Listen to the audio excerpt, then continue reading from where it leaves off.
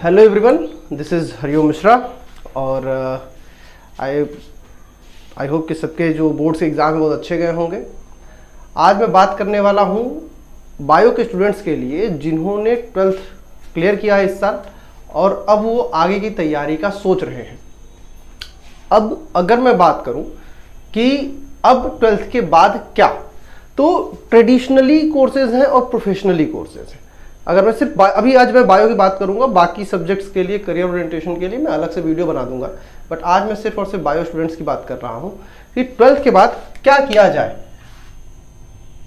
What to do after 12th, specially bio.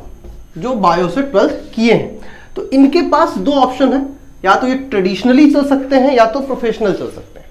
दो terms use कर सकते हैं ये, या तो ये ट्रेडिशनल जाएं या तो प्रोफेशनल कोर्सेज में चले जाएं।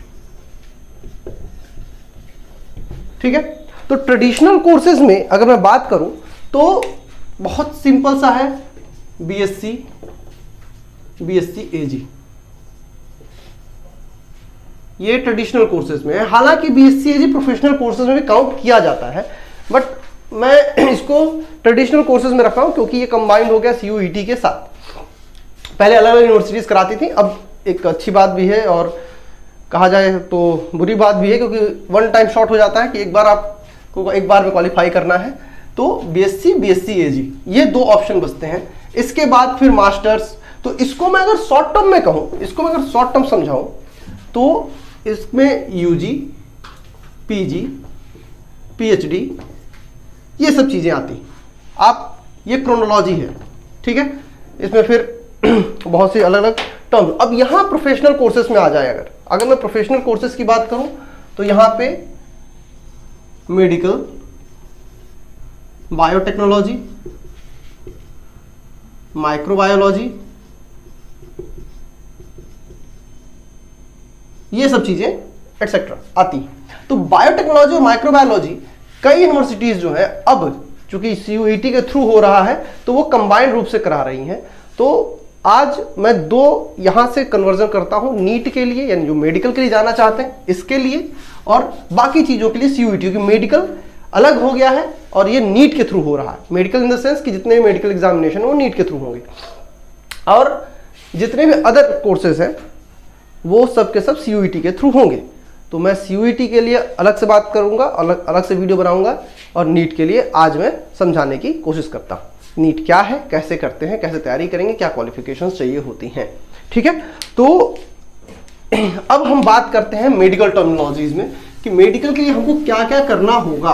और जितने भी बच्चे 12th का एग्जाम दे चुके हैं, बहुत कॉमन सा होता है कि हम चीज़ों को थोड़ा सा हल्के में ले लिए और या लेके चले गए 12th तक। जो बच्चे मन लगाकर 11th 12th की तैयारी किए उनके लिए अच्छी बात है, जो नहीं किए उनके लिए थोड़ा सा मेहनत बढ़ेगा। तो मैं आज एक तरीका बताऊंगा ताकि उनका समय और पैसा बचे। अगर आपको लगता हो कि आप इन क्राइटेरियाज को फुलफिल कर सकते हैं तो ही आप नीट में जाओ, अदरवाइज आप अदर कोर्सेज में जा सकते हो, अच्छा कर सकते हो, घर वालों का पैसा बचेगा, समय आपका बचेगा, टाइम इज मनी। तो आज हम बात करेंगे नीट के बारे में। नीट जो कि इसका फुल फॉर्म है नेशनल एलिजिबिलिटी एंट्रेंस टेस्ट, इसको एनटीए कंडक्ट करता है, नेशनल टेस्टिंग एजेंसी कंडक्ट करता है। ये हर साल होता है, जिससे सारे मेडिकल के जितने भी कोर्सेज, अलाइड कोर्स सब उसमें आते हैं। ठीक है, इसमें MBBS, BDS, BAMS, BHMS, BUMS, nursing, ये सारे के सारे आ जाते हैं। ठीक है, तो अब इन सब को कैसे हम एक साथ, ये अच्छी चीज है जब हम लोग पढ़ते थे तो उस समय था कि सबके अलग अलग फॉर्म होते थे। AIPMT जो लोग 2010 बैच से पहले रहे होंगे, जब हम लोग 2009 बैच 10 बैच, सब उस समय AIPMT, CPMT, बिहार PMT ये सब होता था, अब ये नहीं है। तो अभी मैं पिछले कुछ सालों का ट्रैक रिकॉर्ड देखने के बाद जो मैंने आज जितने लोग न्यूज़पेपर पढ़ोगे, आज की बात कर रहा हूँ, हिंदुस्तान में निकला है कि मेडिकल की सीटें 1 लाख के पार हो गई हैं। ये अच्छी खबर है बच्चों के लिए। तो अब मैं बात करता हूं, पहली चीज ध्यान से सभी लोग देखते चलो, पहला है क्वालिफिकेशन। पहला है क्वालिफिकेशन। क्या क्वालिफिकेशन क्राइटेरिया है? तो क्वालिफिकेशन क्राइटेरिया के लिए इसमें 12th PCB physics chemistry bio चाहिए। 12th में फिजिक्स केमिस्ट्री बायो चाहिए। कुछ कोर्सेज में इंग्लिश को भी इंक्लूड कर लेता है, बट जनरली अब 12th में फिजिक्स केमिस्ट्री बायो ही ले रहा है। ठीक है, इसके बाद ये कॉमन है, तो ये बहुत बड़ा इशू नहीं है। अब आगे बढ़ते हैं कि जो सबसे बड़ा क्वेश्चन है कि इसका स्कोरिंग पैटर्न क्या है। तो इसमें 4 सब्जेक्ट माने जाते हैं। फिजिक्स केमिस्ट्री बायो है, but physics chemistry botany zoology, ये 4 subject, physics chemistry botany zoology. इसमें 45 क्वेश्चंस ईच होते हैं। 4 मार्क्स के होंगे। तो इन चारों को देखोगे तो 180 क्वेश्चंस होते हैं और 720 यानी 180 क्वेश्चंस हो गए और 720 मार्क्स टोटल रहता है। Total 720 marks. सही करने पे 4 मार्क्स या 4 मार्क्स और गलत करने पे -1। अगर मैं कहूं for right answer and wrong answer, तो हर सही जवाब के लिए आपको 4 मार्क्स मिलेंगे और हर एक गलत जवाब के लिए 1 नंबर काट लिया जाएगा। तो इस चीज को ध्यान में रखना। ठीक है, ये इसका स्कोरिंग पैटर्न है। अब जो बच्चे देख रहे हैं या अब तक जिन्होंने देखा, उनको ये समझ में अगर आ गया हो, ठीक, तो अब आते हैं मेन मुद्दे पे। क्वालिफाई कैसे करेंगे? इतना आसान तो होता नहीं है, गए मुंह उठा के चले गए, सर बताए हैं खटाखट कर देंगे, हो जाएगा। तो सबसे बड़ा सवाल जो 12th के बच्चों में आता है, जो बच्चे कई होते हैं जो भी लगातार तैयारी कर रहे हैं, आज मैं कुछ ऐसी चीज़ें बताऊंगा जो बड़ी बड़ी कोचिंग्स में भी नहीं बताई जाती, वो उसको छिपा ले जाते हैं क्योंकि उनको पैसा चाहिए होता है। इस चीज़ को आज, और एक बहुत कॉमन मिथ है, मिथ भी नहीं कहूँगा मैं, वो इनकम्प्लीट फैक्ट है जो मैंने अब तक समझा है। और इस चीज़ को समझने के लिए हाउ टू प्रिपेयर, अब ये सबसे बड़ा क्वेश्चन आता है, हाउ टू प्रिपेयर, तैयारी कैसे करें। ठीक है, तैयारी कैसे करें। तो पहली चीज कि हमें 11th 12th दोनों का फिजिक्स केमिस्ट्री बायो तैयार करना होगा प्रॉपर तरीके से। ठीक है, तो 11th एंड 12th ये दोनों हमें तैयार करना होगा। ठीक है, प्रॉपर तरीके से। और मैं एक बहुत सिंपल शॉर्टकट ट्रिक बता रहा हूं, सुनने में बड़ा मुश्किल भी लगेगा बट बहुत सिंपल है। मार्केट में क्वेश्चन बुक्स मिलती हैं जिसमें सिर्फ क्वेश्चन दिए होते हैं, सिर्फ क्वेश्चन। ठीक है, तो उसमें उनको खरीद लो। जैसे फिजिक्स की रतन है, केमिस्ट्री की दिनेश या प्रदीप की आती है, बायोलॉजी की भी ऐसे जीआरबी और इन सब की आती है, हम लोग के टाइम पे थी, अभी भी आती हैं। हर चैप्टर से 200 से 300 क्वेश्चन लगा डालो। 200 से 300 क्वेश्चन लगाओ। मेहनत है लेकिन आसान भी नहीं है। तो 200 से 300 क्वेश्चन अगर हर चैप्टर से लगाओगे तो इससे क्या होगा कि कॉन्सेप्ट अपने आप क्लियर होता चलेगा। मेहनत थोड़ी करनी पड़ेगी। ठीक है, इस चीज को मैं बार बार करूं, मेहनत करनी पड़ेगी। हर एक कोचिंग में, चाहे वो JRS, आकाश, LN, कोटा, जो भी हो, वहां का टीचर एक बात कहता है, NCERT की बुक पढ़ो। ये मैं इसी को कर रहा हूं, ये बहुत बड़ा झोल है। एनसीईआरटी की बुक पढ़ना। मैं ये नहीं कह रहा एनसीईआरटी मत पढ़ो, एनसीईआरटी पढ़ो, लेकिन कुछ बच्चे क्या करते हैं कि एनसीईआरटी किताब खोल लेते हैं, पेज में लाइन बाय लाइन चाट जाते हैं और उनको लगता है कि उनका हो जाएगा, और फिर वो जब नहीं होता है तो कहते हैं कि पेपर खराब था, ऐसा था वैसा था, किस्मत खराब है।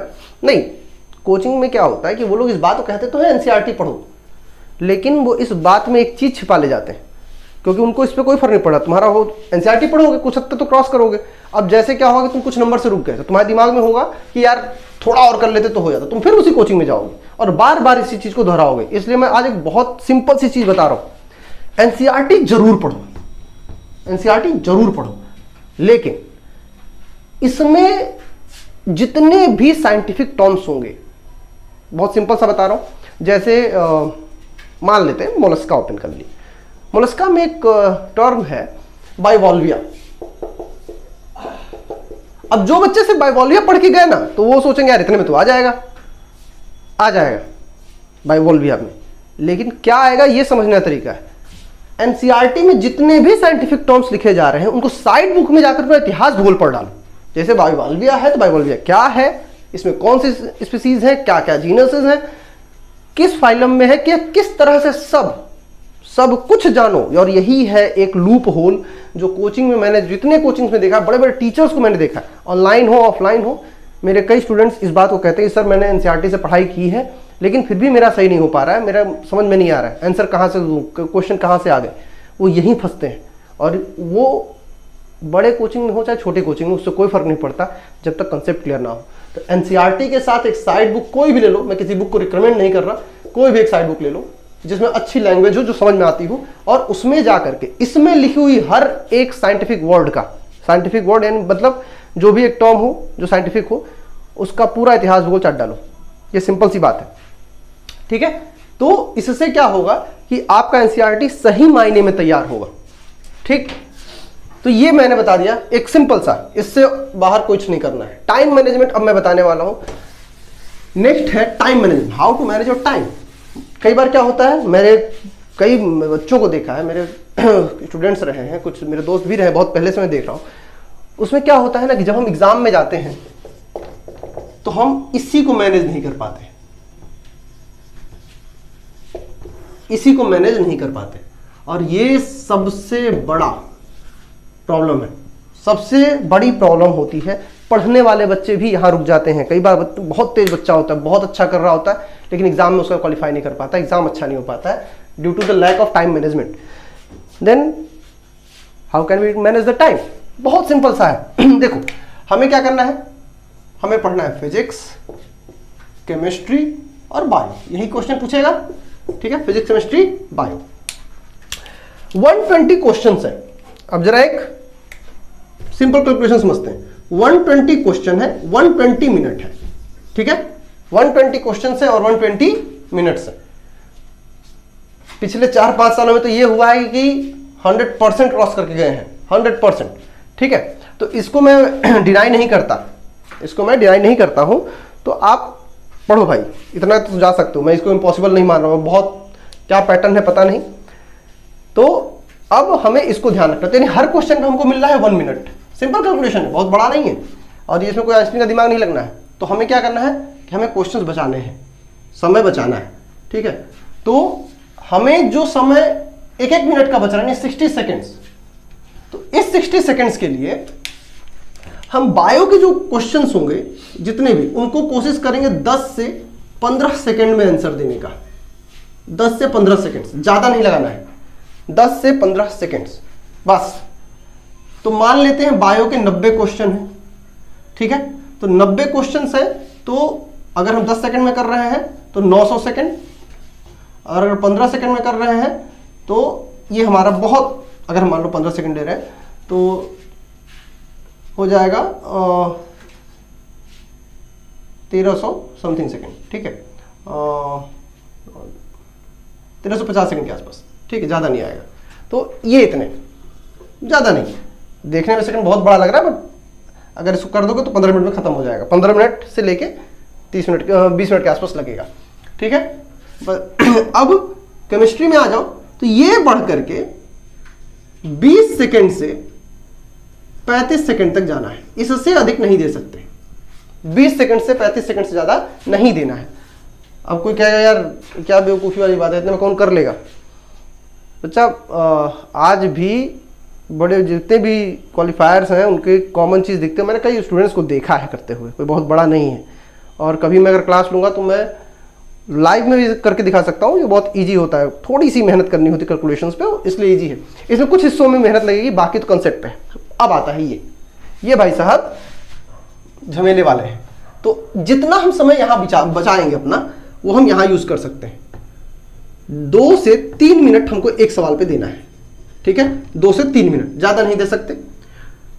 तो इससे क्या होगा कि हम अब वो जो स्टूडेंट बैठा है जिसको ये बात समझ में आ रही है वो उसके ऊपर है।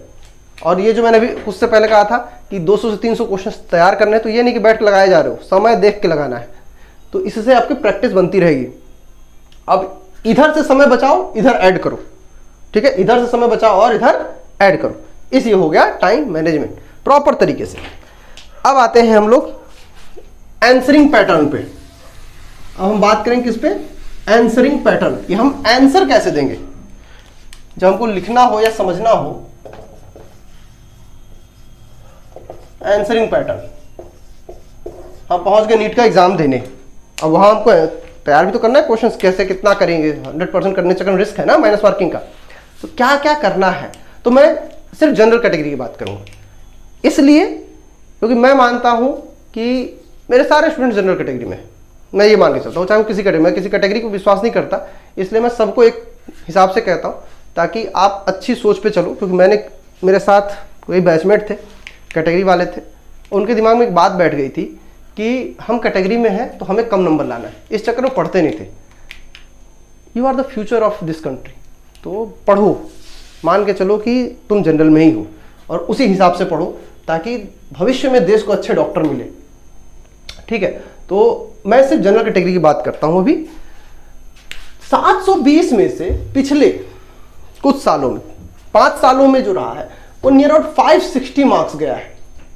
और पिछले 3 सालों में तो ये 620 के आसपास चला गया है, बहुत हाई रैंक गई है। इसलिए इस हिसाब को मैं लेके चलूंगा, ठीक है। तो अब देखो, हमारे पास 45 फिजिक्स में, 45 केमिस्ट्री में,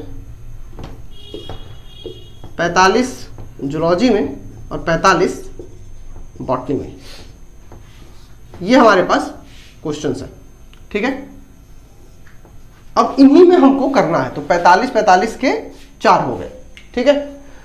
अब इनके हिसाब से हम क्वेश्चंस को करते चलेंगे। तो बॉटनी जूलॉजी में 90 में से 85 टू 90, 85 टू 90 क्वेश्चंस करने की कोशिश करो, ठीक। 85 टू 90 क्वेश्चंस अटेम्प्ट करने की कोशिश करो। इससे क्या होगा, इम्पॉसिबल नहीं है, बार बार कह रहा हूं, इम्पॉसिबल नहीं है। उठा के ट्रैक रिकॉर्ड देख लो, कई बच्चे होते जो बायो में 100% ला देते हैं, लेकिन इम्पॉसिबल नहीं। तो 85 टू 90 अटेम्प्ट करने की कोशिश करो, मार्जिनल 80 पे रोक लो, ठीक है। मार्जिनल 80 पे रोक सकते हो। इसके बाद केमिस्ट्री में 35 से 40 तक अपने आप को रखो, 35 से 40 या 42 तक रखो। फिजिक्स में सेम, फिजिक्स में भी नियर अबाउट सेम, तो 32 से 40 के या 32 से 38 के बीच में रखो। मैं टॉपर, भाई सब कोई टॉपर तो होगा नहीं, कोई 1 ही 2 होंगे, तो मैं उस हिसाब से बात कर रहा हूं ताकि एवरेज मार्किंग होती रहे। तो अगर मैं इधर कहूं 80, यहां पे अगर तुम रखो तो नियर अबाउट 38, और यहां पे चलो तो 37, ठीक है। इसको अगर रख लेते हैं तो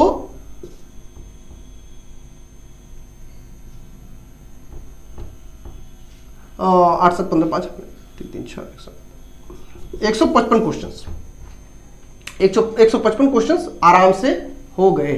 और अगर 155 क्वेश्चंस हो गए हैं तो 4 से मल्टीप्लाई कर लो,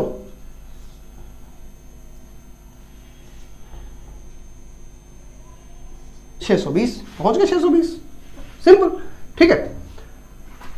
देखो मैं जितनी आसानी से बोल रहा हूं, मैं मानता हूं उतना इजी है नहीं, ठीक। बट अगर सच में मेहनत कर लो, ढंग से मेहनत कर लो, तो ये पॉसिबल है, ठीक। और अभी इन सब चीज़ों के बाद एक सवाल आता है कि अगर डिसाइड कैसे करेंगे कितना जाना है कितना नहीं। तो बड़ा एक सिंपल सा तरीका बता रहा हूँ। अगर पेपर बहुत इजी लग रहा है, पेपर बहुत इजी लग रहा है तो सबके लिए इजी है, और अगर पेपर टफ लग रहा है तो सबके लिए टफ है। तो यहां पे एक सिंपल चीज, इफ पेपर इज इजी तब क्या करना है, level up by 20%, level up by 20%, 20% questions बढ़ा दो। और अगर पेपर टफ है तो डिक्रीज बाय 15%, 15% घटा दो। समझे कैसे? अगर पेपर बहुत टफ लग रहा है तो 20% बढ़ा दो, इजी लग रहा है तो 20% बढ़ा दो। तो जो 155 क्वेश्चंस मैंने कहा उसको 70-72 कर दो। अगर टफ लग रहा है तो जो 155 मैंने क्वेश्चन कहा है उसको घटा के 40-45 पे ला लो, 145 140 ऐसे कर लो। तो ये बड़ा सिंपल सी ट्रिक है। तो आई होप कि ये सारी चीज़ें समझ में आई होंगी। अब यहाँ से मेहनत करो। मैं कोशिश करूँगा कि नीट की तैयारी के हिसाब से वीडियोस बनाए जाएं। वीडियो देखते रहो, अपने दोस्तों के साथ शेयर करो, और भी जो तैयारी करना चाहते हैं उसके लिए चैनल को सब्सक्राइब कर लीजिए। उसके आगे मैं अब सारे वीडियोस चैप्टर वाइज डालते रहूँगा। जो भी डाउट्स हो कमेंट करो, किसी भी वीडियो पे जाकर कमेंट करो, मैं उसको आगे चल के एक डाउट क्लियरेंस के हिसाब से वीडियो बना दूंगा। तब तक के लिए have a great day, thank you, bye bye, जय हिंद।